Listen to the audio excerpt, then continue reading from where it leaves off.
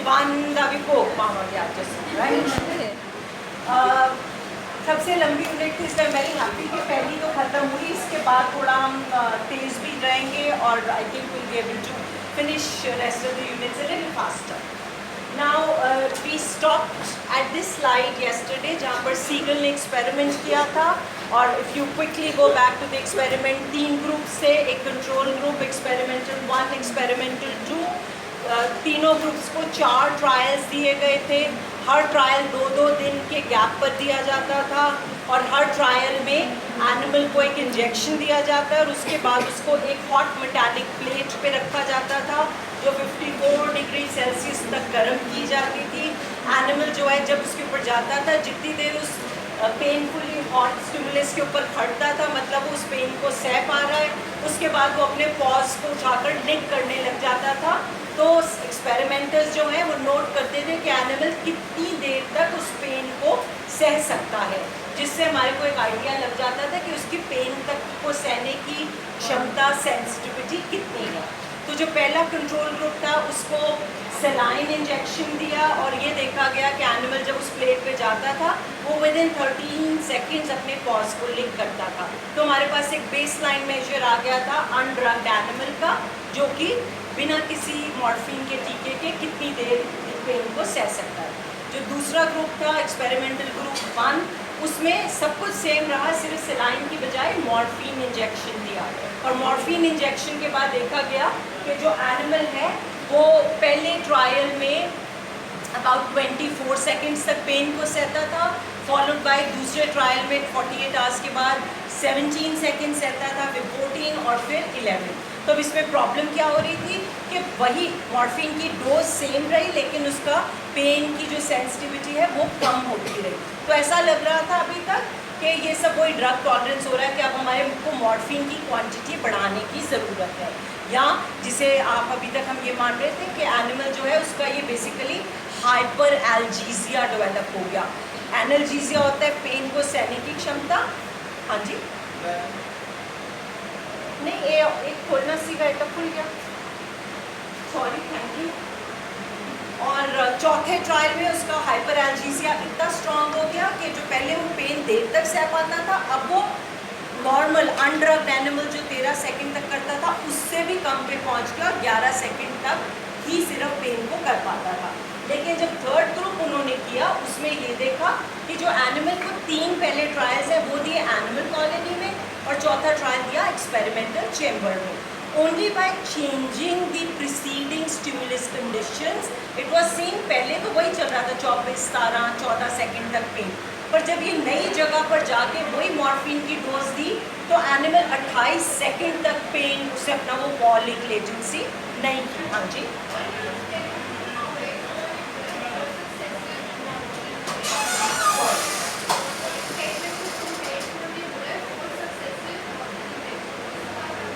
मतलब every day he was given 1 injection, every day 1 injection, day 1, day 2, so 4 successive injection. पिछले वाले में they were all given in the experimental chamber. Here also we are giving the same dose of 4 injections, 1 day definitely, 2 days later, 2 days later, but 3 in animal colony and the 4th in a new city, right? So 4 successive मतलब 1 after the other. So here the after the other कब हो रहा है 48 hours के बाद. ठीक हो गया. तो यहाँ पे ये देखा था ये 28 सेकेंड्स तक एनिमल इसको सह पाया था. तो the point that Siegel was trying to bring us towards was that जो पहला एक्सपेरिमेंटल ग्रुप था जिसमें वो आपका क्लियर आया 28, 17, 14, 11 वाला, उसमें चारों ट्रायल्स आपके चेम्बर में हुए थे, एक्सपेरिमेंटल चेम्बर में हुए थे. ट्रायल 4 तक जो चेम्बर में जो एक्सपेरिमेंटल चेम्बर है जहाँ पे इंजेक्शन दिया जाता था, ऐसा हुआ ये कि उस चेम्बर ने एक CR प्रोड्यूस किया जिसको कि सीगर ने कहा कॉम्पेंसेटरी CR. क्यों कॉम्पेंसेटरी? क्योंकि ये UR के उल्टा था. एंड प्लीज़ रिमेंबर ये पूरा एक्सपेरिमेंट या पूरी थ्योरी हर क्लासिकल कंडीशनिंग के एक्सपेरिमेंट को नहीं एक्सप्लेन करेगी. ये केवल तभी हम इसकी बात करेंगे जब हम ड्रग टॉलरेंस की बात करेंगे, right? So it was seen कि by trial 4 this chamber, the experimental chamber was eliciting a compensatory conditioned response of hyperalgesia which counteracted the unconditioned unconditioned response of analgesia. जो अनकंडीशन रिस्पॉन्स पेन सेंसिटिविटी को बढ़ा रहा था, उसके उल्टा अब आ गया कि अब एनिमल थोड़े से पेन के ऊपर ही उठाने लग गया था अपने पॉज को।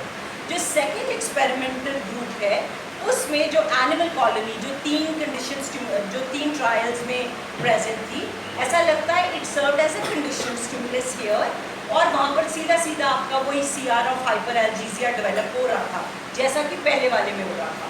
लेकिन चौथे ट्रायल में एक नया experimental room the condition stimulus was change, और अब जो हाइपरएल्जीसिया ऑब्जर्व हुआ ऐसा लगता है कि वो बेसिकली बिल्कुल ख़त्म हो गया था। क्यों? क्योंकि जो अनकंडीशन रिस्पॉन्स था, पेन को सहने की क्षमता बढ़ जाएगी, एनाल्जेसिक रिस्पॉन्स था, चौथे ट्रायल में वो वापस आ गया था, बल्कि और ज़ोर शोर से आ गया था, which indicated that by only changing the stimulus conditions we can change the reaction or the response of the animal।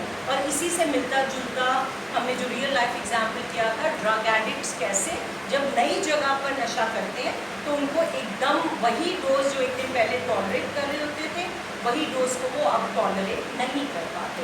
सो इस पर्टिकुलर एक्सप्लेनेशन को ही सीगल ने, इसीलिए उसकी ये ड्रग टॉलरेंस और ये पूरी एक्सप्लेनेशन रेलेवेंट रही, क्योंकि वो ये दिखा रहे हैं कि जो कॉम्पेंसेटरी CR हाइपरएल्जीसिया का है, अगर आप उसको बदलना चाहते हो, या इस केस में उसने बदल के दिखाया by simply changing this CS। तो अभी तक वो animal colony was the CS, hyperalgesia develop हो रहा था, लेकिन एकदम से अब वो हाइपरएल्जीसिया खत्म हो गया bye simply changing this CS। That indicates that drug tolerance is not just process, जैसा कि सोलोमन कॉर्बेट कह रहे थे कि बॉडी का मेटाबॉलिज्म बदल जाता है। एक्चुअली हमारी बॉडी और हमारा पूरा का पूरा सिस्टम कंडीशन स्टिमुलाई या स्टिमुलस कंडीशंस को रिस्पॉन्ड कर रहा होता है, which becomes very important in case of drug addiction also. Alright, so this we discussed that the circumstances at the time of drug administer, they were different from those in which they were normally taking drug. In that case one can have a fatal reaction. Even alcohol के साथ देखा गया है कि आप same amount of alcohol जब consume करते हो, अगर आप किसी नई जगह पे नए बंदे के साथ पीते हो तो आप कहते हो जी आपकी तो कंपनी बड़ी मज़ेदार है ना।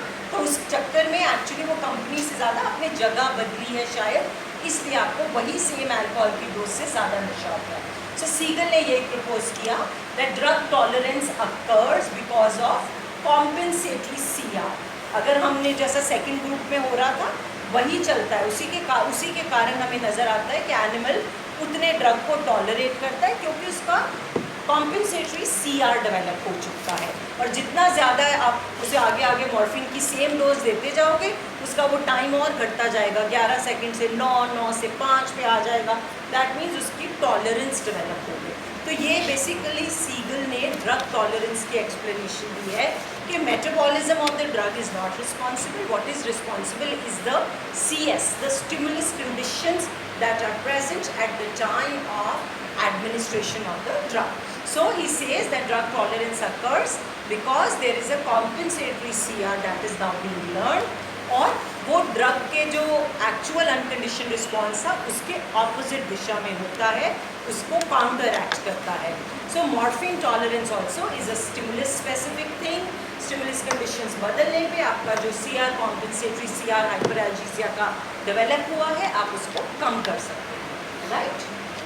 ओके, अब ये जो जितनी हमने थ्योरी की this was what opponent process theory, पर ऑलरेडी आपको भी सबको लग रहा होगा कहाँ हम पैवलोव के डॉग से शुरू हुए थे, क्लासिकल कंडीशनिंग और वो सारी कहानी रैट और लाइट पे भी आ गए, शॉक पे भी आ गए, अब ये क्यों आ गया है ना। इसकी जब बात हुई तो लोगों ने ऑब्वियसली जब सीगल ने ये रिसर्च शुरू की थी ही हैड नो क्लू कि मेरे को कोई क्लासिकल कंडीशनिंग से मेरा लिंक किया जाएगा, ऑल्दो पैवलोव की थ्योरी तब तक वेल एस्टैब्लिश थी, लेकिन फिर भी सोलोमन कॉर्बेट की एक्सप्लेनेशन के ऑपोजिट वो रीज़न ढूंढ रहे थे। एक्चुअली शुरू तो उन्होंने उसको ही प्रूव करने के लिए रिसर्च की थी, बट जो फाइंडिंग्स आती गई उसके साथ उन्होंने दिखाया कि ड्रग टॉलरेंस में भी क्लासिकल कंडीशनिंग का रोल है। फ़र्क सिर्फ ये है कि इसमें CR UR दोनों अलग हैं, rather opposite to each other हैं। लेकिन फिर लोग जब इस थ्योरी को पढ़ने लगे, इसके बारे में जानने लगे, तो इसका क्रिटिसिज्म भी सामने आया, तो कुछ उसमें वेरिएशंस दी, जिसमें पहली variation I sometimes opponent theory, जिसको कि SOP थ्योरी भी बोला जाता है। वही रिस्कॉर्डा वैगनर वाले वैगनर साहब ने ये दी है। उन्होंने क्या कहा कि अब ये ओपन प्रोसेस थ्योरी हर जगह काम नहीं करेगी, ये कहीं कहीं पे हमने अभी पिछला जो पैवलव का एक्सपेरिमेंट किया था, हमने कहा था classical conditioning is also called homogeneous reinforcement because CR and UR are similar, यही कहा था। और इसमें हम कह रहे हैं that CR is opposite of UR, right. So ये वैगनर लिस्ट कंडीशंस लिस्ट करने की कोशिश कर रहे हैं कि कब CR UR सेम होंगे और कब CR UR ऑपोजिट होंगे, राइट। और वो क्या उनकी एक्सप्लेनेशन है कि कुछ केसेस में CR ऑपोजिट ऑफ UR है, कुछ केसेस में CR मिमिक कर रहा है, कॉपी कर रहा है UR को। और समटाइम्स ओपोनेंट प्रोसेस थ्योरी ये कहती है कि CR और UR सेम तब होंगे जब आपका UR मोनोफेजिक है। मोनोफेजिक मतलब जिसमें एक ही फेज पॉसिबल है। और CR और UR ऑपोजिट होंगे जब आपका UR बाइफेजिक है। इसका क्या मतलब है? ये जब शॉक के बाद फियर आ रहा है एनिमल को, है ना, या ये जो भी हमने सीगल का एक्सपेरिमेंट किया जिसमें कि दर्द उसको कम महसूस हो रहा है या ज़्यादा महसूस हो रहा है, कोई भी ऐसा रिस्पॉन्स जिसमें दो चीज़ें, दो readings high low increase decrease possible है, उसे हम बाइफेजिक कहने वाले हैं। और कोई भी रिस्पॉन्स जिसमें एक ही डायरेक्शन पॉसिबल है उसको हम मोनोफेजिक कहने वाले हैं। जैसे कि पैवलव का जो डॉग था उसके केस में क्या हो रहा था, बेल बजी और सलाइवा आ रहा था कंडीशनिंग के बाद, bell food saliva, bell food saliva, then bell saliva food. अब ऐसा कुछ नहीं है कि सलाइवा प्रोड्यूस होगा या सलाइवा बिल्कुल सूख जाएगा, बाइफेजिक नहीं है salivary response. You agree with that? Heart rate जो है वो इंक्रीज भी कर सकता है, डिक्रीज भी कर सकता है, वो बाइफेजिक है, जो हम अगली यूनिट में देखेंगे। ऐसे ही आपका दर्द ज़्यादा होना या कम होना, ये भी बाइफेजिक है। हम आई ब्लिंक कंडीशनिंग करते हैं, आपको कहीं कहीं पे मैंने क्लासिकल कंडीशनिंग में बात की हुई है कि कुछ एक्सपेरिमेंट्स ऐसे होते हैं कि जब भी बिल्कुल आपकी आँख के सामने एयर का पफ एक अपरेटस से, एक पाइप से लाके बिल्कुल यहाँ जैसी एयर पफ को छोड़ता है तो मैं आँखें बंद कर लेती हूँ, I blink my eyes, we all do that, है ना। So eye blink is a reflexive response but it is a monophasic response. ऐसा नहीं होता, ठीक है मैंने आपने यहाँ लाया और मैंने आँख को बंद कर दिया, पर ऐसा नहीं होगा कि अब जब मैं खोलूँगी तो मैं आँख ज़्यादा खोलूँगी, I will just normally open my eyes. So there are responses जिनमें क्लियरली दो उल्टी डायरेक्शंस ऑब्जर्व होती हैं। जहाँ जहाँ ये दो उल्टी डायरेक्शंस ऑब्जर्व होंगी वहाँ वहाँ शायद आप ओपोनेंट प्रोसेस थ्योरी का इस्तेमाल कर सकते हैं, पर हर वो जगह जहाँ पर आपका मोनोफेजिक रिस्पॉन्स है वहाँ आप सीधी रिस्कॉर्डा वैगनर की एक्सप्लेनेशन को ही रखें और ये ओपोनेंट प्रोसेस में ना घुसें। रादर बहुत सारे थ्योरिस्ट ने बाय द एंड ये भी कहा कि हमें इस SOP की भी ज़रूरत नहीं है, सीधी सी बात है भैया, जब ड्रग्स की बात करेंगे तब आप ओपोनेंट प्रोसेस पे आइए, अदरवाइज ओपोनेंट प्रोसेस बहुत सारी चीज़ों को एक्सप्लेन नहीं करता, हमारे इमोशनल एक्सपीरियंसेस को करता है, जैसे हमने कल शुरुआत में कुछ एग्जाम्पल्स की बात की थी। ठीक हो गया? तो that means CR same to UR होगा when UR is monophasic. Salivary response was UR, so it is monophasic, but it will be opposite of UR if UR is biphasic. So your UR in this case was analgesia and hyperalgesia, दो conditions थी, biphase था, इस करके यहाँ पर हम opponent process, तो Wagner कहने की ये कोशिश कर रहे हैं कि sometimes opponent process theory hold करेगी, always opponent process theory hold नहीं करेगी, इसलिए उन्होंने इसको SOP कहते हैं। Not a very important point, but sometimes in your short questions you may be asked what is sometimes opening process theory, तो आपको पता जरूर होना चाहिए। Then the next thing is